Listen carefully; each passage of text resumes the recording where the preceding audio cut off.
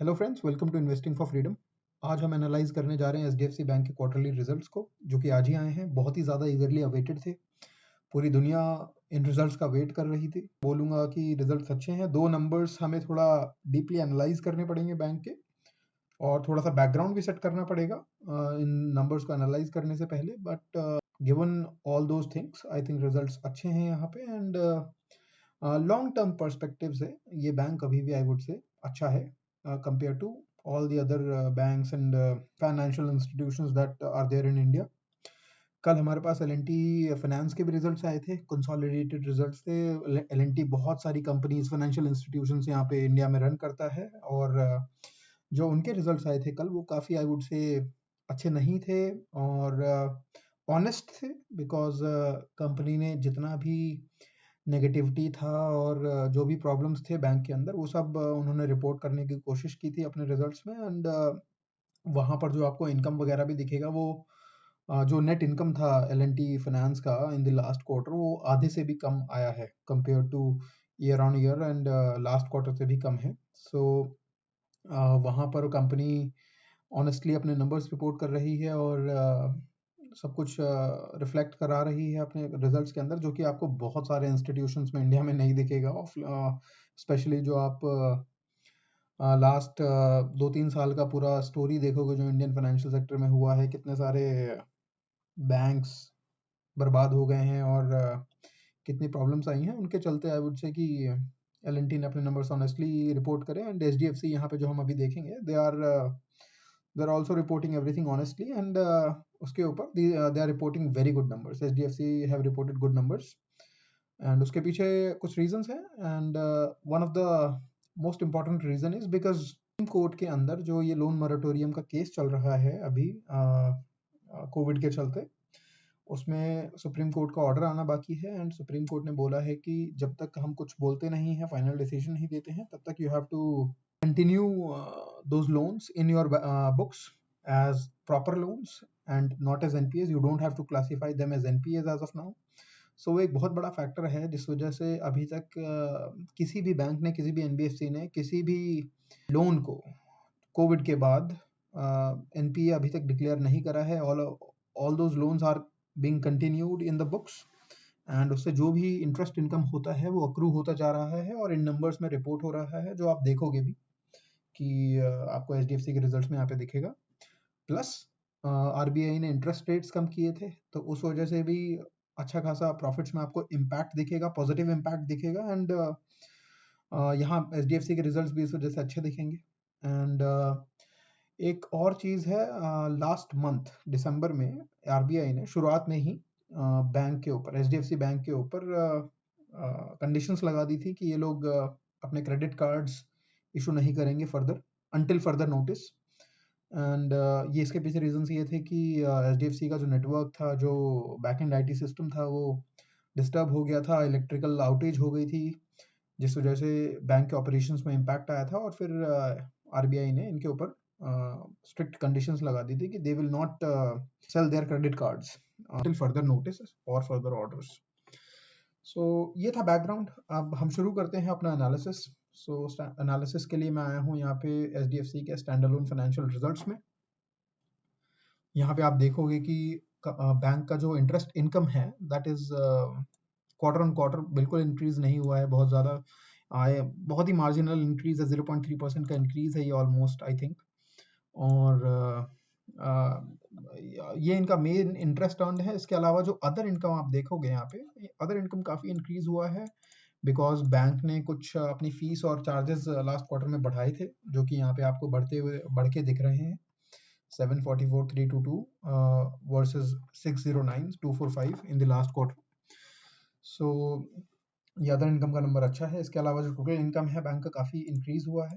And this is good, this is no problems.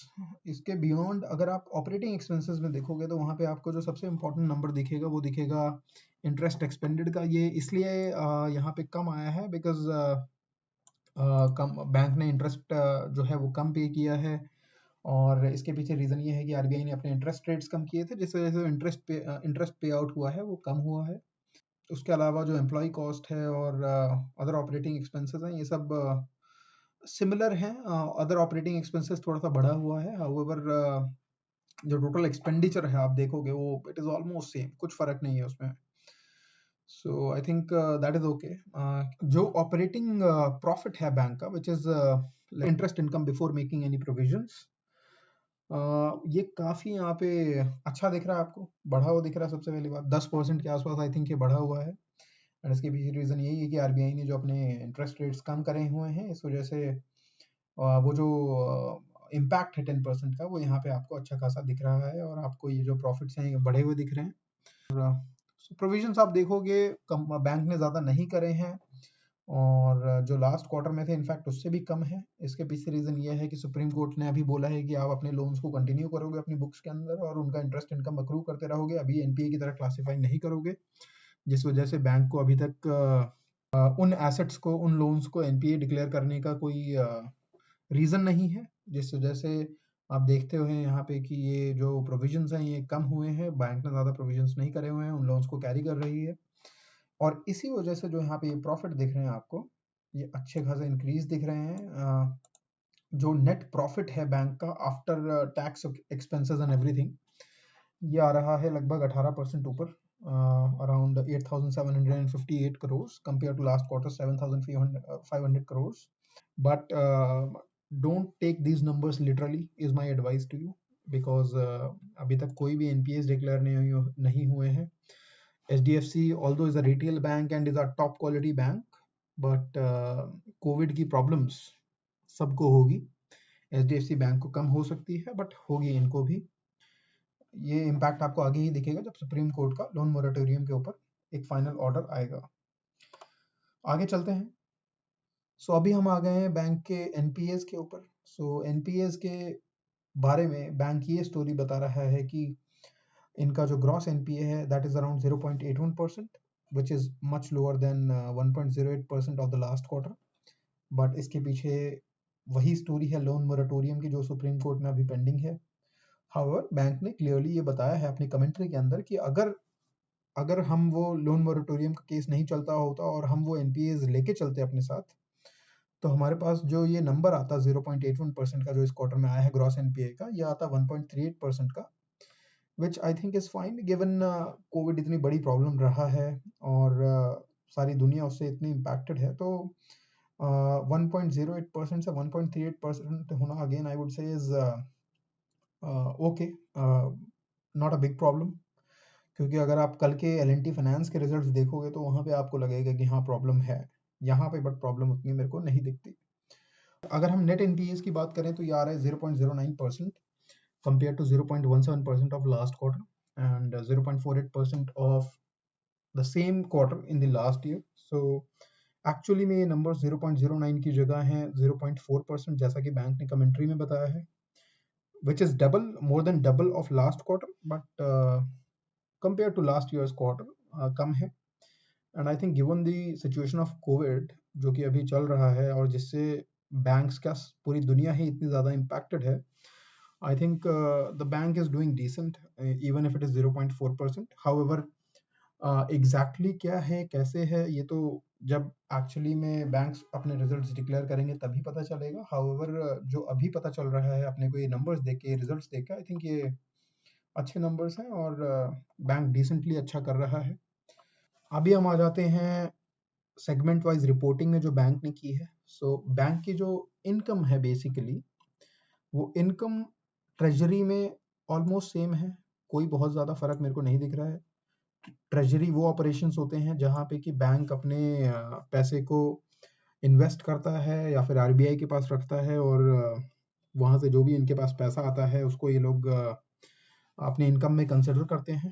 And banks के पास यही सबसे बड़ा तरीका होता है पैसा कमाने का। उसके अलावा रिटेल बैंकिंग ऑफ कोर्स बहुत बड़ा, HDFC के लिए तो बहुत बड़ा सेगमेंट है, और इनफैक्ट HDFC एक रिटेल बैंक ही है। सो रिटेल बैंकिंग में भी म्यूटेड ग्रोथ ही है, बहुत ज़्यादा कुछ नहीं हुआ है।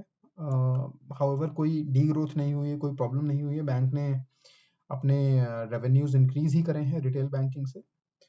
उसके अलावा होलसेल बैंकिंग में आप देखेंगे कि इंक्रीज अच्छा है, और होलसेल बैंकिंग ऐसे ऑपरेशंस होते हैं जहाँ पे कि बैंक लार्ज इंस्टीट्यूशंस के साथ काम करता है, गवर्नमेंट एजेंसीज के साथ काम करता है और दूसरे बैंक्स के साथ काम करता है, उनको लोन्स देता है, सर्विसेज देता है.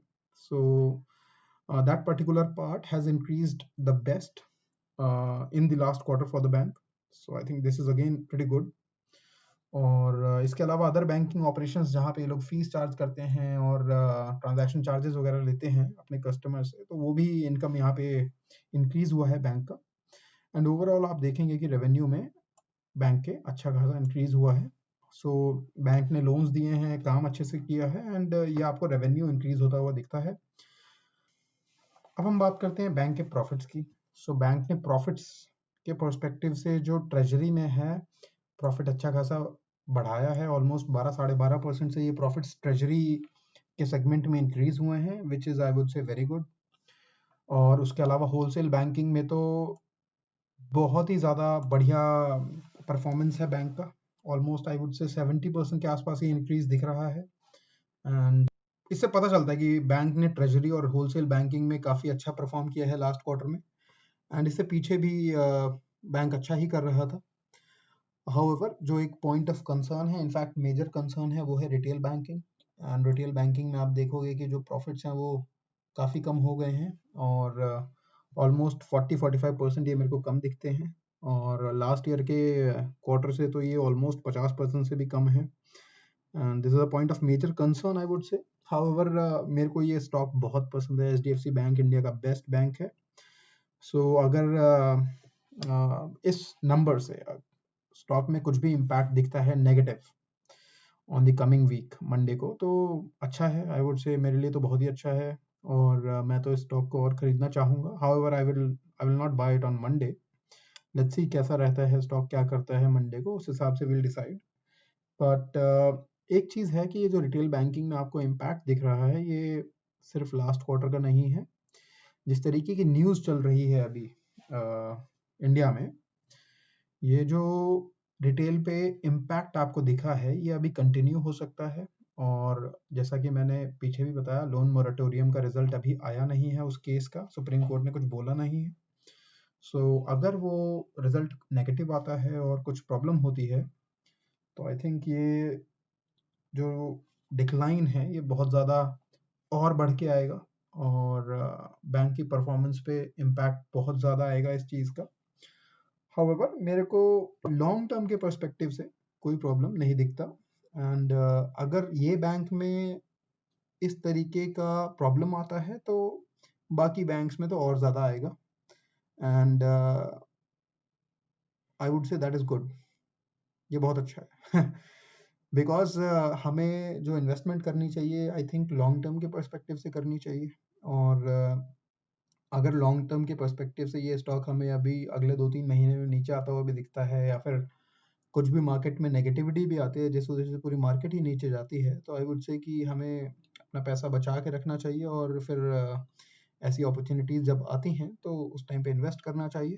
And HDFC is one of the best stocks जहाँ पे आप अपना इन्वेस्टमेंट कर सकते हो. सो ये था यहाँ पे बैंक का इनकम. सो रिटेल बैंकिंग में सबसे ज़्यादा प्रॉब्लम है और this is a point of concern. However keep your tabs on this bank and जैसा भी ये बैंक अगले वीक में या फिर उससे आगे करता है, उस हिसाब से you can decide to invest in it. So यहाँ पे हम लोग मैनेजमेंट कमेंट्री पे आ गए हैं और मैंने कुछ यहाँ पे पॉइंट्स हाईलाइट करे हुए हैं जिसके बारे में मैं बताना चाहता हूँ. सो बैंक यहाँ पे एक्सेप्ट कर रहा है कि कोविड की वजह से स्लो डाउन था and the slow down led to a rise in number of customer defaults and consequently an increase in provisions there against. But the provisions held by the bank are in excess of the RBI prescribed norms as of December 31, 2020. So I think bank is very honestly making provisions here. And bank ने ये भी बताया है in fact कि अगर हमने वो loan moratorium वाली कहानी नहीं ली होती, तो हमारा जो एनपीए आता, तो वो आता gross NPA 1.38% and net NPA around 0.4%, which is I think good. So अभी एक हम फाइनल चीज़ डिस्कस कर लेते हैं स्टॉक के बारे में, जो कि है स्टॉक का नेटवर्क एक्सपेंशन जो इन्होंने लास्ट क्वार्टर में किया है. सो बैंक ने लास्ट क्वार्टर में लगभग 250 नए ब्रांचेस खोले हैं across India, plus almost 1000 ATMs खोले हैं और 80-90 सिटीज़ में अपने ऑपरेशंस चालू करे हैं, which I would say is good. Bank expand कर रहा है एंड आगे आने वाले टाइम में बैंक की परफॉर्मेंस इन रीजंस की वजह से, इस फिजिकल प्रेजेंस की ग्रोथ की वजह से और इम्प्रूव होती हुई दिख सकती है। So this was my analysis. I think bank ने अच्छे नंबर्स रिपोर्ट करे हैं इस क्वार्टर में, एंड अगर HDFC बैंक के नंबर्स ऐसे हैं तो किसी भी दूसरे बैंक या फाइनेंशियल इंस्टीट्यूशन के नंबर्स ऐसे ही होने चाहिए या फिर इससे थोड़ा बहुत ऊपर नीचे होने चाहिए, जो कि अच्छे बैंक्स हैं जैसे कि कोटक और ICICI। हाउएवर देखते हैं उन बैंक्स के, उन फाइनेंशियल इंस्टीट्यूशंस के रिजल्ट्स का वेट करते हैं और we can decide accordingly as the results come. So thanks for watching this video and अगर आपको ये वीडियो अच्छा लगा तो आप इस वीडियो को लाइक करें, शेयर करें और मेरे चैनल को सब्सक्राइब करें। Thank you for watching, bye bye.